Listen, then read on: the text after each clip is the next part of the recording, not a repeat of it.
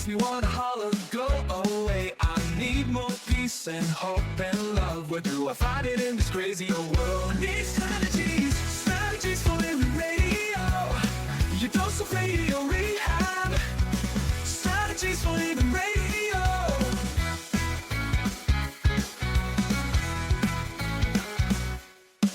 Every time I listen, Lauren and David share strategies for living, and it makes me aware. I've got strategies for living, strategies for living radio. Your dose of radio rehab. Strategies for living radio. Your dose of radio rehab. Strategies. Oh, you know we need them. Yeah, we need those strategies for living. So are you ready? You ready for your daily dose of radio rehab? I think I'm ready. Well, shame on you. I was afraid you'd say that. Yeah, you knew that was coming. Well, hold that thought. We'll get to that. Hey, folks, welcome into another edition of Strategies for Living. I'm Dr. David McMillian. She is psychotherapist Lauren Leon McMillian. How many of us, whether in our households growing up or in school, or, how many of us heard, well, shame on you? Mm-hmm. Yeah, we got some version of that, some version of guilt that maybe even then, transformed into this shame that we often, I think a lot of us well, get a heavy dose of. Here are some questions that we have a wonderful life strategist today who has a new book out. It's called Shame Unmasked, Disarming the Hidden Driver Behind Our Destructive Decisions. He is Rick Patterson. So here's the questions. Okay. Does it sometimes feel like you're your own worst enemy? Sure. Right? Yeah. Do your failures haunt and even manipulate you? Is your ego drive and need to win damaging your relationships? So I like that last one because that one is kind of, that is a masked shame, isn't it? Yeah. Yeah, because a lot of people wouldn't call that particular behavior a form of shame. And I mean, there's a lot in here to unmask, if you will. I think, it's called, Rick calls it the hidden driver. We're going to ask about that and look at that. We're not too ashamed to do that. No, thankfully not. We're not ashamed at all to look at our shame today because it's going to be... I think it's important that we all meet it. Oh, absolutely. And face it within ourselves and others. If you don't, you can't change what you don't acknowledge, right? So we're going to ask Rick Patterson to be our shame expert today. Shame Unmasked is what's on taps today for Strategies for Living with Rick Patterson as our life strategist. Folks, thank you for tuning in. We appreciate you being here, and we appreciate our sponsors making it all possible. The Robinson Film Center, and Azalea Cleaners, and Pintail Roofing, and Learning RX, and the Balanced Life Wellness Center, and Fertitta's Delicatessen, home of The Godfather, Alligator Italian Sausage, and some pretty good muffies, too. Rick Patterson, our life strategist, gonna unmask shame for us today, right here on Strategies. Stay with us.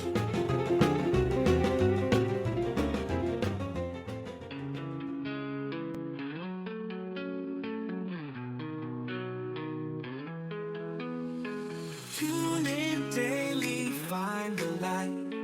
Healthy mind and spirits bright.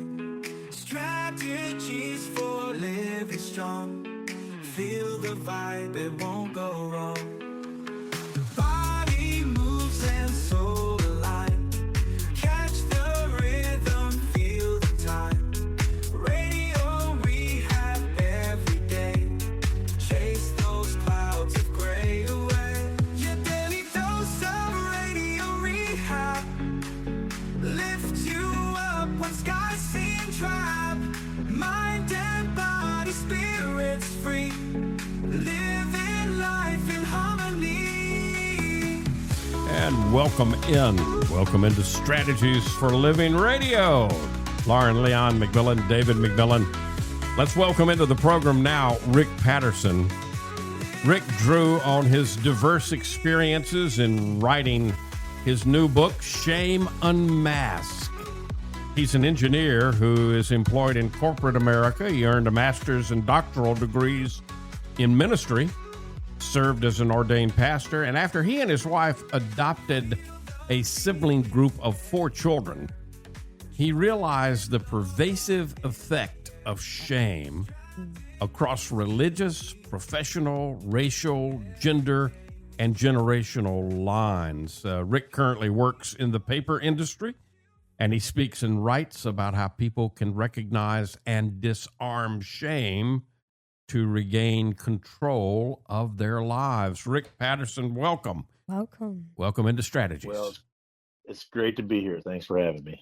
Well, I mean, this is such an important topic. You know, you and I chatted a little bit when we set this up, Rick. I'm not sure that we could be talking about anything more important than what we're talking about today. You call it a hidden driver. How did you begin to work with this to the point of this wonderful book that I've got in front of me? Well, you know, for me, especially the beginning of the book talks about this, but really the big question for me is why am I doing what I do? Yeah. Why are these behaviors that I don't like about myself, that I'm not proud of, that I actually don't want it? Why do I keep doing these things? And I can remember for me personally, it was an anger outburst at one of my kids who was then a preteen, one of my adopted kids, and Right. and I ended up hitting a wall and breaking my hand. Mhm. You know, and because my kid rolled her eyes at me. That's a little bit that's kind of an overreaction, don't you think? Yeah, Could be. Yeah. The wall wasn't real So happy about it, well, I don't think the wall cared, but your hand did. my hand did, and I had a pretty negative impression on my little girl. Sure. And so this is how this idea of shame not only is self-destructive, but it destroys your relationships. I mean, that's a very impressionable child. It's not, who was adopted into my home later in life, and so I had to really begin to do some soul searching of why do I do this? And I wanted to get to the root issue, not just treat the symptom, but get at the root. Right. And it was a lot of those events that really triggered my search here.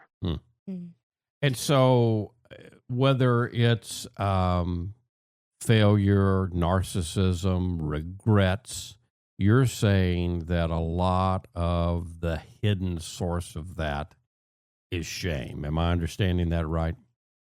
It really is, and it's tricky because shame can produce very opposite looking symptoms in people. It can make one person cower in a corner and be a wallflower and be terrified of speaking. And it can make another person never shut up, always demand the room. Very opposite looking symptoms, but it's the same root driver in each of us. Yeah. Does that kind of fall in line with, you kind of use the metaphor of shame being like a virus in the operating system of our identity. So like producing different symptoms, is that part of that metaphor? And can you maybe unpack that a bit more for us?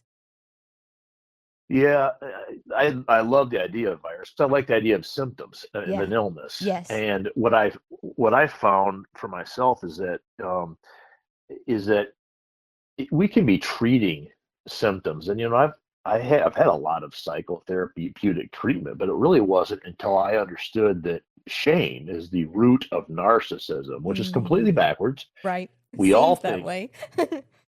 we all think ego drives narcissism, right? But really self-contempt and shame drive narcissism.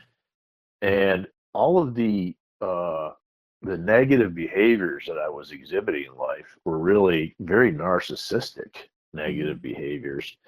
And they were symptoms, and I could go to anger management class. I could go to but until I really got and understood it and began to treat the virus, the thing that was causing the symptoms, then I really, was having a hard time making any progress. And so I think that's really the issue is really, and I also think I like the idea of virus because Brene Brown, who's the shame guru, right? Yes. She's quite adamant that you never really get rid of shame. It's in you. It's a virus. But the idea is to learn how to cope with it, right? Right. So it's not like a bacteria that we can take an antibiotic and just get it out of our system. So we need strategies for living here. We need strategies for how to deal with this. Absolutely. But the first strategy is naming it, as I'm hearing you say, right? I mean, if you once you name it, then you can begin to address it. I think that, and I've never been to an AA meeting, but I think the AA community really has this nailed, because one of the first things, at least again, I know very little about it. I shouldn't be probably speaking on it, but one of the first things I think they encourage is the acknowledgement. I'm an alcoholic. Yeah. That's step one. That's step one. It's step one, right? We are powerless and have become unmanageable. Yeah. My Exactly. life has become unmanageable. Right. Acknowledgement and naming.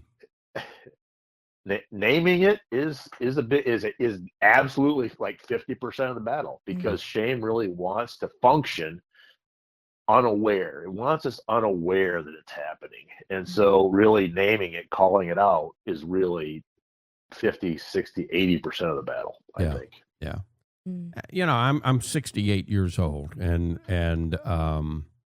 when I grew up, it was a very common thing.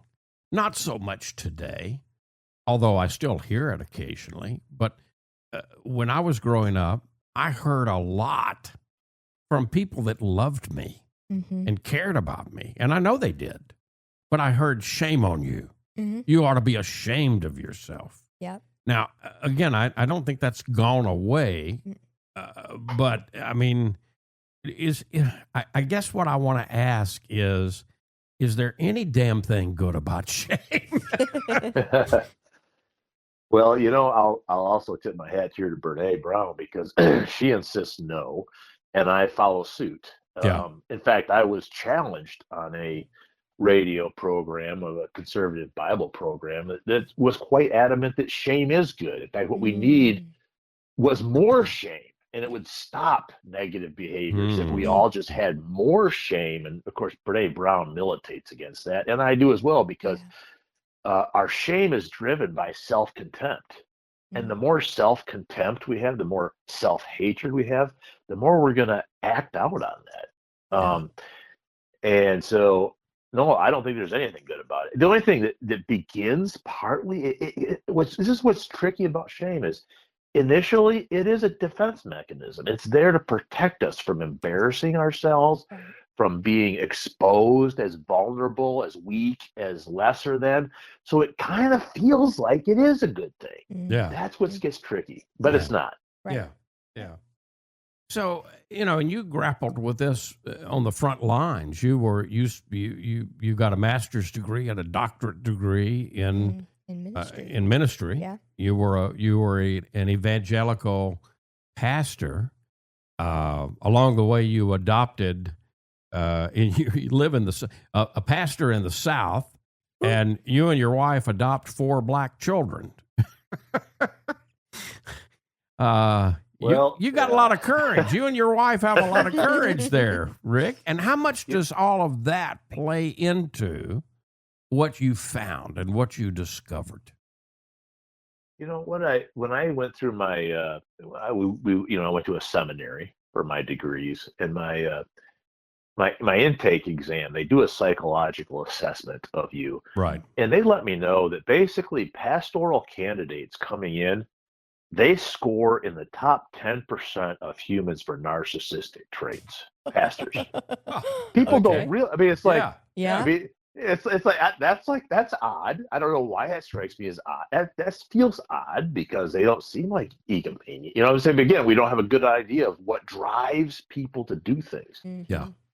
And for me, it was a drive, a need to be important, right? Yeah. And we could be doing really good things, like going into ministry, for all the wrong reasons.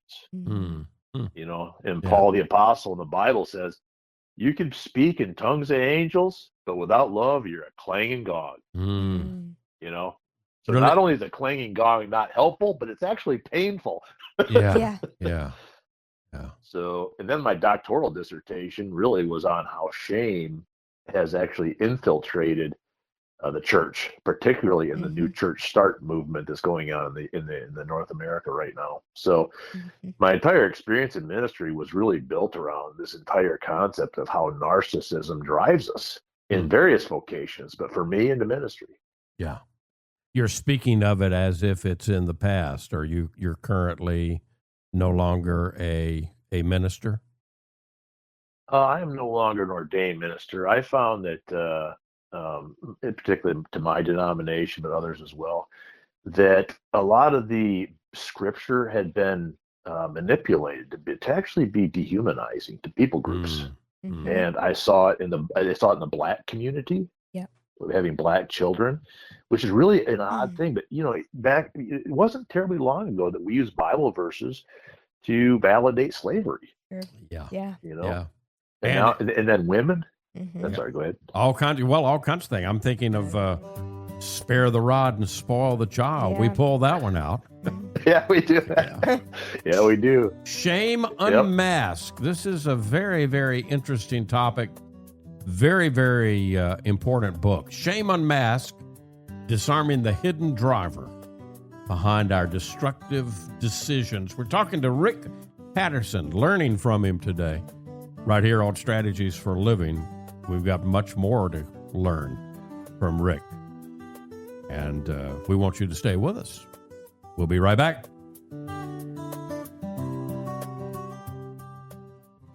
Hey, let's talk about the Robinson Film Center. I say it a lot. There's no place like the Robinson. Absolutely, there is not. 617 Texas Street, downtown Shreveport. You've got so much. You got the movies. You got Abby Singer's Bistro on the second floor of RFC, open for lunch and dinner Tuesday through Saturday. Newly remodeled. Absolutely. Great menu. RobinsonFilmCenter.org is the way you check it all out. You can go to RobinsonFilmCenter.org at any time and find out what movies are showing. Here's the deal. You want to join the crowd, join the fun, become a member. When you become a member, you become a star. You get discounts on movies, you get concession upgrades, you get bistro deals. RFC, 617 Texas Street in downtown Shreveport. I'll say it again. There's no place like the Robinson. There is not, and I'm glad we have one right here. Absolutely. The RobinsonFilmCenter.org. Reading begins not in the classroom, but in your child's brain. I'm Donisa Walker with Learning RX Shreveport. If your child struggles to read, maybe he or she has trouble focusing or comprehending, Learning RX Shreveport offers a science solution to reading problems, working one-on-one with your child, targeting his or her reading skills. Today, call Learning RX Shreveport. Make an appointment to have your child assessed. I know you want to help your child, so does Learning RX Shreveport. We all have problems every day. We all need help along the way. We need strategies, strategies, strategies, strategies for living radio. Oh, we all need them. But we're hoping Rick Patterson has them. He's our life strategist, so we're dependent on him. Oh, yeah. I think he's got quite a few. Yeah, so far so good. Hey, folks, welcome back into Strategies for Living. Lauren Leon McMillian, David McMillian. Rick Patterson is our life strategist today. His book, you got to get this book. It's called Shame Unmasked. It's disarming the hidden driver behind our destructive decisions. You can find it wherever you buy books. I know I saw it on Amazon. You can get it in Kindle form, or you can get it in printed form. Maybe Rick will let us do an audio book of Shame Unmasked. Shameless plug. All right, so Rick, how do we begin? What's the beginning place to make peace with this inner driver that we didn't know was driving so much? Well, I think, like you said previously, the first thing is to acknowledge that it exists. Yeah. Right. Yeah. But then the second part is to understand what its basis is. And its basis is really in what I call self-contempt. And that's Okay. even a little different than self-hatred. Self-contempt is where you look at yourself compared to other people. Yeah. Even an own standard you have for your own self. And you look down on who you are, Yeah. with contempt. Yeah. And so it really becomes. I remember one time walking through the cattle field here. I raised bulls as a hobby, and I tripped and fell on something. I don't know. And the next thing I know, I stand up and I'm just cussing at myself. Rick, you stupid piece of blah blah. And I'm just, Mhm. and I thought to myself, who talks to somebody that way? Mhm. Mm. Yeah. And I thought, if somebody was talking, if I watched, let's just say I saw somebody talking to my kid that way, I would stop them. Mhm. Sure. Yeah. But I won't stop myself from talking to myself that way. you know and I think that the second piece of this is to really have that sort of arresting moment to say, I'm just not going to do that to myself anymore. Yeah. Yeah. To make the decision, so we recognize it, and then we make a choice and a decision to If do something different. if we were to look at shame, would Mhm. it be out of the way to look at shame as a dis-ease? Mm. Well, that's it's a very good twist on it, because it is not only a disease, I think, a viral disease, but it also it's very complicated, so it's not easy in that way. Right. But it's also something that certainly does not put us at ease in any way. And one of the most uncomfortable things that we can do to combat shame, one of the things that I think I call it going nuclear on shame, is something I call the apology. Mm. Okay. And what I found is that apologizing actually totally dismantles shame. And the reason is because shame wants to prevent you from acknowledging you made a mistake. It wants to prevent you from acknowledging that you're human, that you have flaws, that you failed, and but so it's very, very difficult for most of us to apologize, to simply say, I'm sorry. Yeah. Yeah.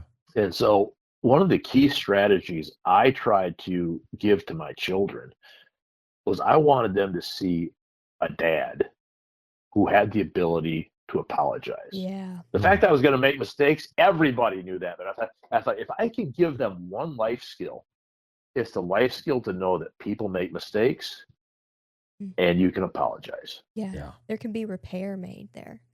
What I'm hearing. Oh, is that- tremendous. Yeah. Yeah. Yep. We don't really, I'm not sure. I'm sorry, David. Well, if we break it down into a disease, if we say, okay, this is a disease, what are the symptoms? Because it's important, as we said earlier, you want to acknowledge it. What am I, what's the symptomology? What are the 3 or 4 main symptoms, if you will, of the dis-ease of shame? Yeah, that's where it does absolutely get tricky there. And the tricky part is that it can be so different for different people. Right. And I think it's almost easier if we say, well, some of the symptoms are, self-abuse, like I just mentioned. Yep. It can be physical or verbal or Right. psychological self-abuse. It can be the abuse of others. Why am I abusive to other people? Why am I attacking them? Why am I needing to demonstrate some sort of superiority over them? Which is also one of the issues that I came to with how oftentimes certain parts of the church today are using scripture, and but I also think that that the flip side for somebody like me is if you have a narcissistic angle on this, you actually are completely unaware that you have that sort of self-hatred in you. Right. You're just completely unaware. And David, I tell you, man, that is so hard when you're completely unaware. Yeah.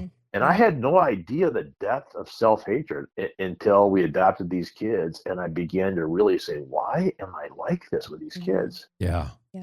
Is that It's a lot of work sometimes just to find the symptom. Is that why you say in the book, Rick, you can't come out of shame in a vacuum?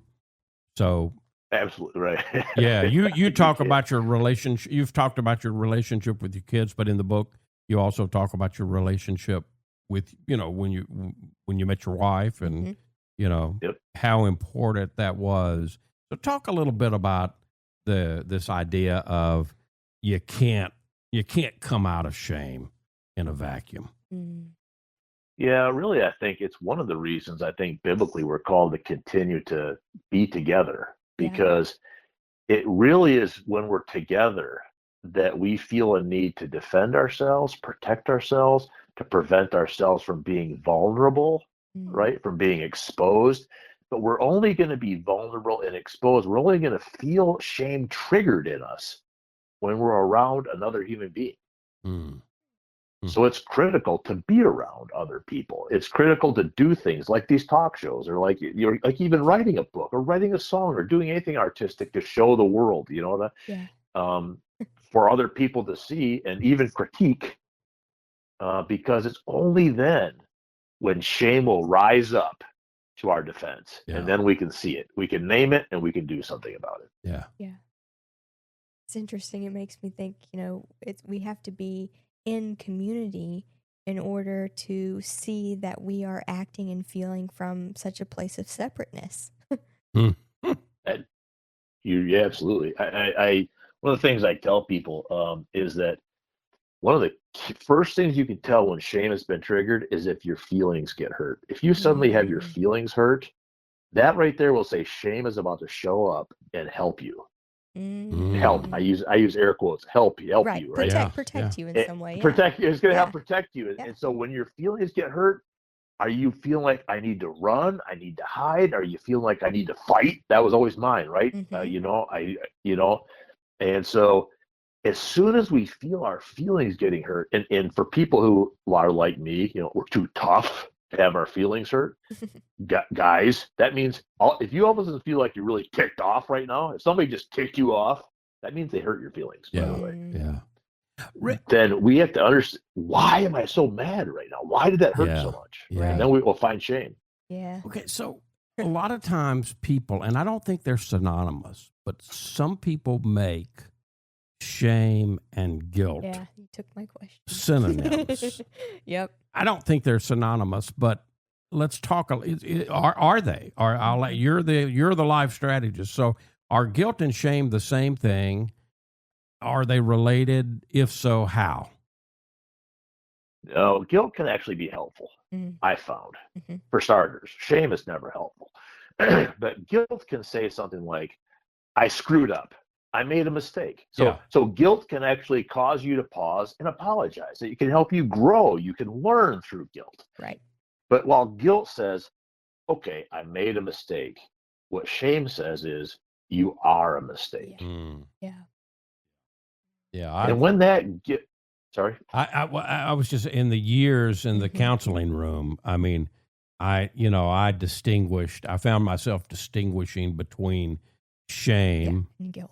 And healthy guilt and unhealthy guilt. So I tried to identify when I heard certain things. I tried to help people pull apart the difference between those three things, because they are, we mix them up as humans, but I think they're very different. Even the healthy guilt from unhealthy guilt, Well, I can if I do this all the time. If I screw up, if I do something I regret, which is going to happen 3 times, 5 times, 10 times today alone, right? If I use that as proof that I am a screw up, it becomes unhealthy guilt, right? If I use that to feed my self-contempt and my self-hatred and my shame, then it becomes unhealthy guilt. If I use it as honestly as I say, you know what, I screwed that up. I just made a mistake, didn't I? That means I'm human. And there's nothing wrong with being human, but I need to go apologize. I need to try and make this right, and I need to move on. That can be healthy guilt. Yeah, because healthy guilt, again, motivates us. Yeah. It motivates us to reconnect. To do something positive. Yeah. Whereas the unhealthy guilt and shame tend to disconnect us, I think. Yeah. Am I getting that shame right? Absolutely. Shame makes you want to run and hide. And I point out in the book that it happened in the Garden of Eden. That's how long we've been dealing with this, right? Is Adam and Eve, they as soon as they realized they were naked, they felt vulnerable, they felt scared, they didn't want to be seen. So what did they do? They found fig leaves, they hid. They hid from God and they hid from each other. That's what shame does. It makes us want to hide from each other and God. Well, we are disarming the hidden driver today behind destructive decisions. The book, it's a good one. It's called Shame Unmasked. Rick Patterson is the author. You can find it wherever you buy books. You can find it on Amazon, and I hope you will. And Rick Patterson is here. We've got more time with him today. He's our life strategist here on Strategies for Living. So stay with us and let's learn more. Shame Unmasked today with Rick Patterson. We'll be right back.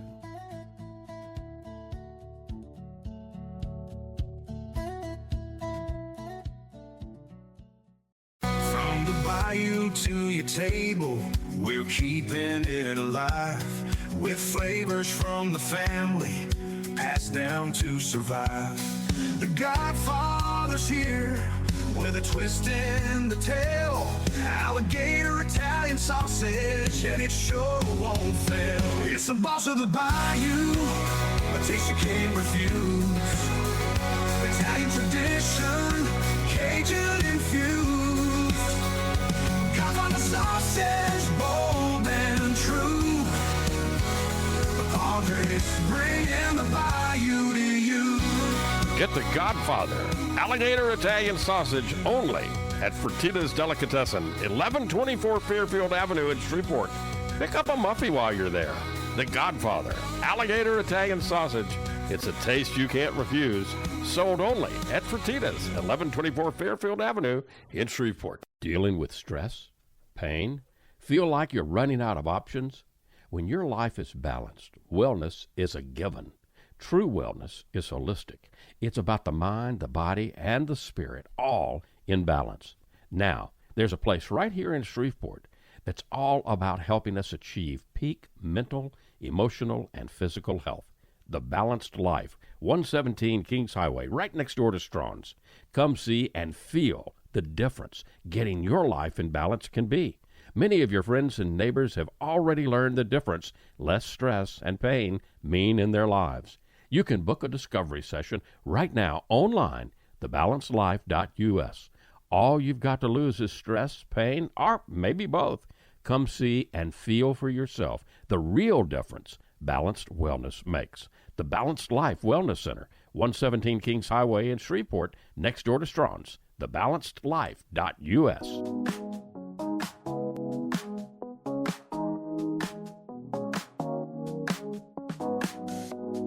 Facing the same old problems day to day makes you wanna holler, get away.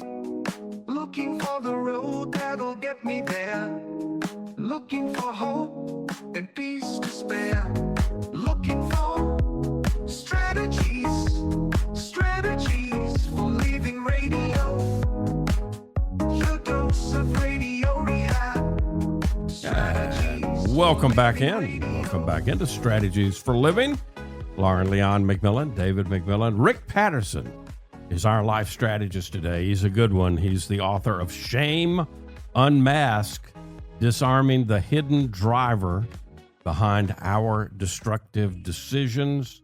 You'll find the book where you buy books. You'll find it certainly at Amazon, and I hope you will. I think this is, there are, as Rick has mentioned, as you mentioned, Rick, there's other people talking about this. Brene Brown talks about it, but I don't think we talk about it enough. No. And I don't think there's enough of us talking about it. Yeah. Yeah. What I found interesting too, especially once the book came out, is it seems that women do a better job talking about this oftentimes than men do. They've got a much closer alignment with even the word shame. They've got seemingly a better connection, and maybe that's way overgeneralization, but they seem to have a better grip on the idea that, you know what, I really have self-hatred. I have a lot of self-doubt, but it's much more challenging to try and have that conversation with men, I found. Yeah. How- What's the connection, do you think, there between vulnerability and strength when dealing with shame? I think that's what you're touching on there. Yeah, it is, and yeah, I think part of it is that for men to be vulnerable, for men to admit the idea of shame is shame inducing. Yeah. Mm. So it's like it's a shame spiral, I call it, right? Yeah. And so to even need to ask for help is terrifying for many men. It is for women too. I don't want to say it's not, but to admit some sort of weakness, to smallness, and I think that's the great challenge with shame is that we are imperfect. We are not. I make this statement: we are not enough. But the lie is that we have to be enough, but we don't. Yeah. We have each other. Right.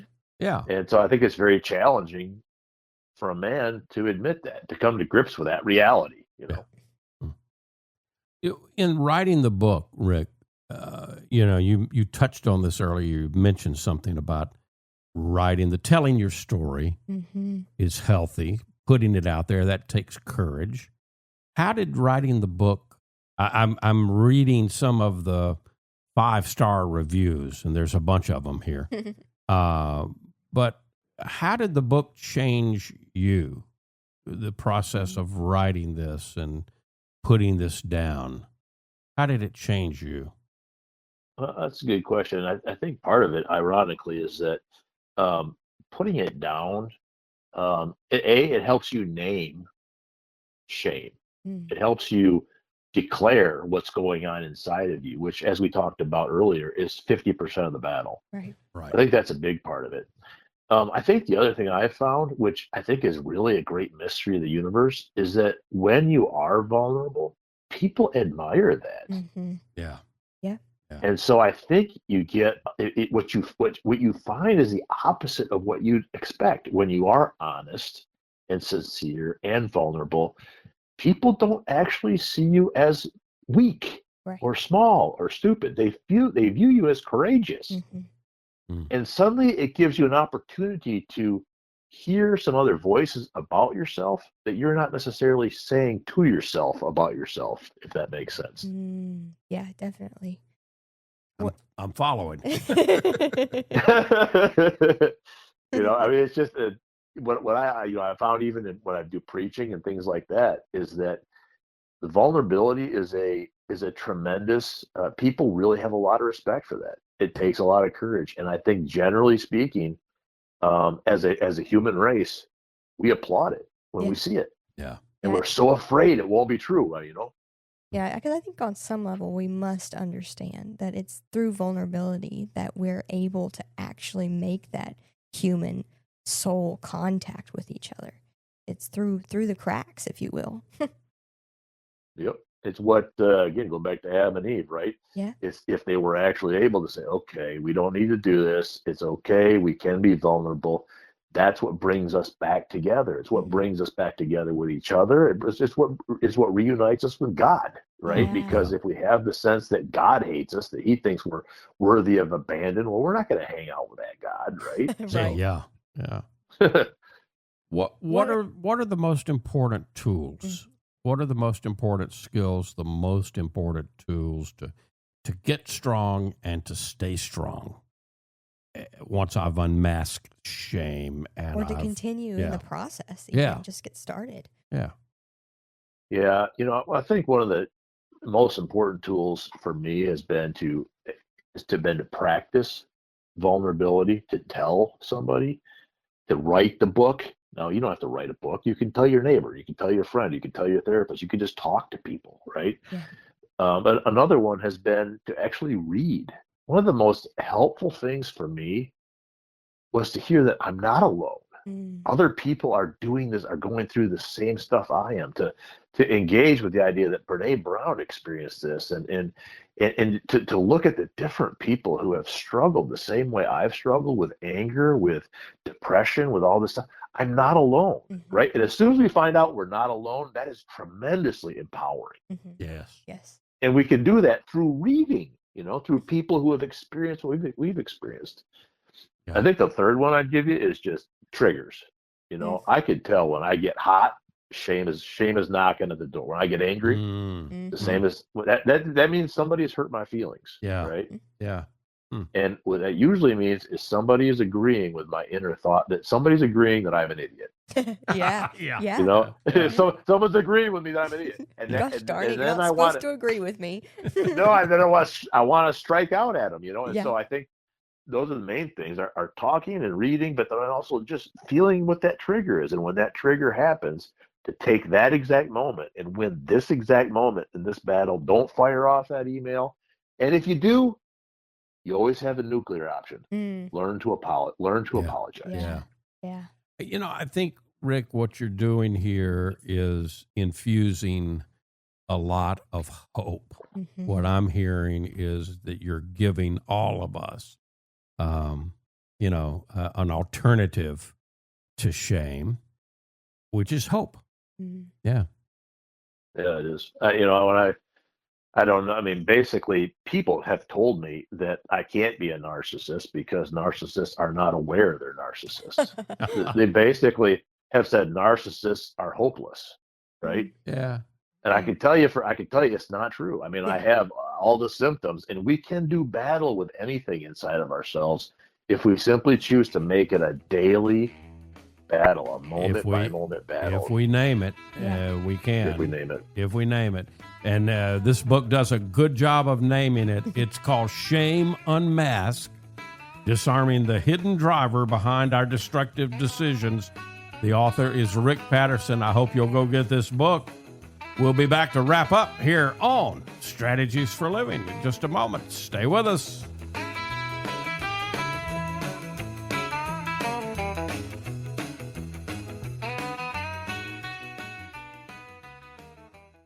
You're going to see the difference. When you go to Azalea Cleaners, you'll hear about it too. Azalea Cleaners has been fine dry cleaning since 1958, plus laundry, alterations and repairs, comforters, wedding gown cleaning and restoration.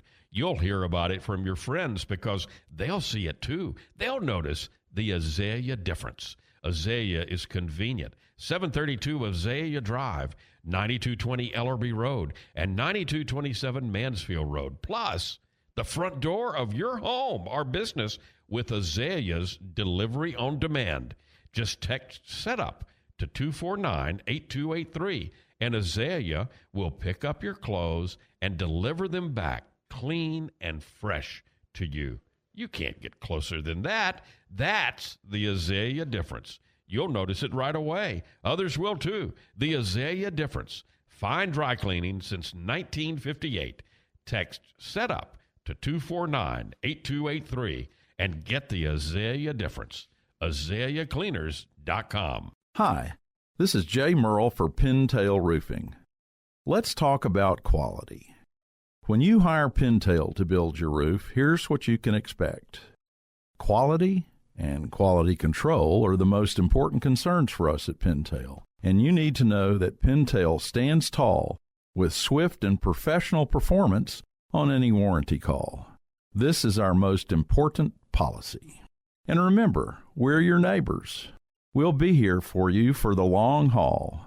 Our family's lived here for over 100 years, and we aren't going anywhere.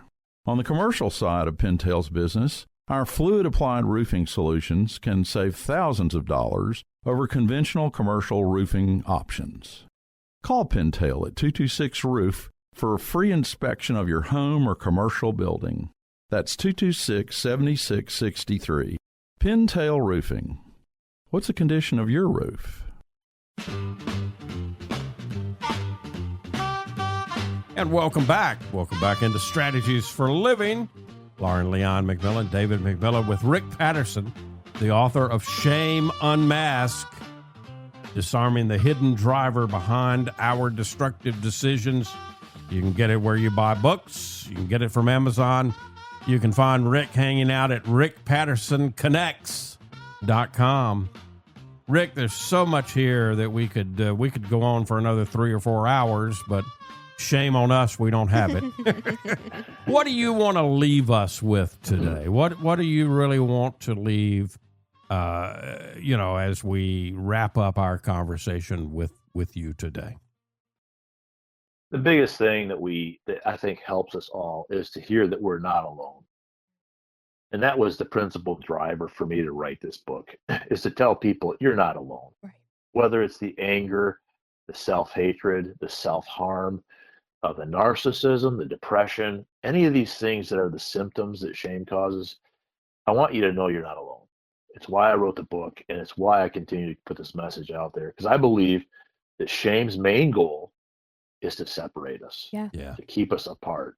And I think if we overcome the idea that you're not alone, it takes us 99% of the way to healing and hope. Mm-hmm. Well, I used to hear shame on you, but what I'm going to say to you today, Rick Patterson, is good on you.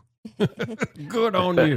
Good job. And thank you. And thank you for the courage and for putting this work out here now. We need it. We all need it. And thank you for being a great life strategist today on Strategies for Living. Well, it's been great to be on here. Thanks for having me. Folks, go get the book, Shame Unmasked, Disarming the Hidden Driver Behind Our Destructive Decisions, wherever you buy books. Lauren, thank you. Folks, thank you. We appreciate you being here on Strategies for Living, and we can do it because of our wonderful sponsors. The Robinson Film Center, Azalea Cleaners, Pintail Roofing, Learning RX, the Balanced Life Wellness Center, and Fertitta's Delicatessen, home of the Godfather, alligator Italian sausage, and some pretty good muffies too. If today were the last day of your life and you only had one more phone call that you could make, who is it that you'd call? And what would you say? And why are you waiting? Make the call. For Rick Patterson, for Lauren Leon McMillian, I'm David McMillian. See you next time right here on Strategies for Living.